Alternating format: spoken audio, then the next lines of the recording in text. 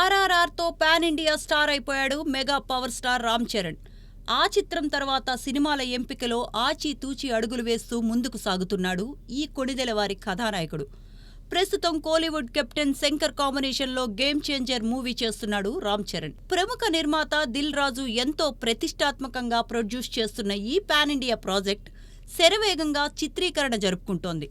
వచ్చే ఏడాది సెప్టెంబర్ నెలలో ఈ బిగ్ టికెట్ ఫిల్మ్ జనం ముందుకు వచ్చే అవకాశం ఉందని సమాచారం. ఇదిలా ఉంటే శంకర్ సినిమా రిలీజ్ అయ్యేలోపు ఉప్పెన దర్శకుడు బుచ్చిబాబు సానా కాంబినేషన్ మూవీని పట్టాలెక్కించాలనుకుంటున్నాడు రామ్ చరణ్. ఇందులో నెవర్ సీన్ బిఫోర్ రోల్లో తను కనిపిస్తాడని చెప్పుకుంటున్నారు. ఆస్కార్ విన్నర్ ఏఆర్ రెహమాన్ బాణీలు కట్టనున్న ఈ క్రేజీ ప్రాజెక్టులో ఇద్దరు నాయకులు సందడి చేయనున్నారట. వారిలో ఒకరుగా కియారా అద్వానీ ఎంపికైనట్లు బజ్. అదే గనుక నిజమైతే చరణ్ కియారా కాంబినేషన్లో వచ్చే మూడో సినిమా ఇదవుతుంది.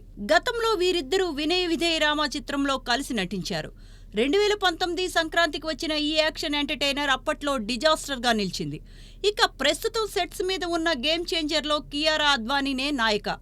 ఈ క్రమంలోనే బుచ్చిబాబు ప్రాజెక్టులోనూ కియారా పేరు వినిపిస్తుండడం ఆసక్తి రేపుతోంది. త్వరలోనే రామ్ చరణ్ బుచ్చిబాబు సానా కాంబినేషన్ మూవీలో కియారా ఎంట్రీపై క్లారిటీ వచ్చే అవకాశం ఉంది. మొత్తం మీద ఒక్క విజయం కూడా లేకుండానే చరణ్ కియారా కోంబో మళ్లీ జట్టు కడుతుండటం వార్తల్లో నిలుస్తోంది.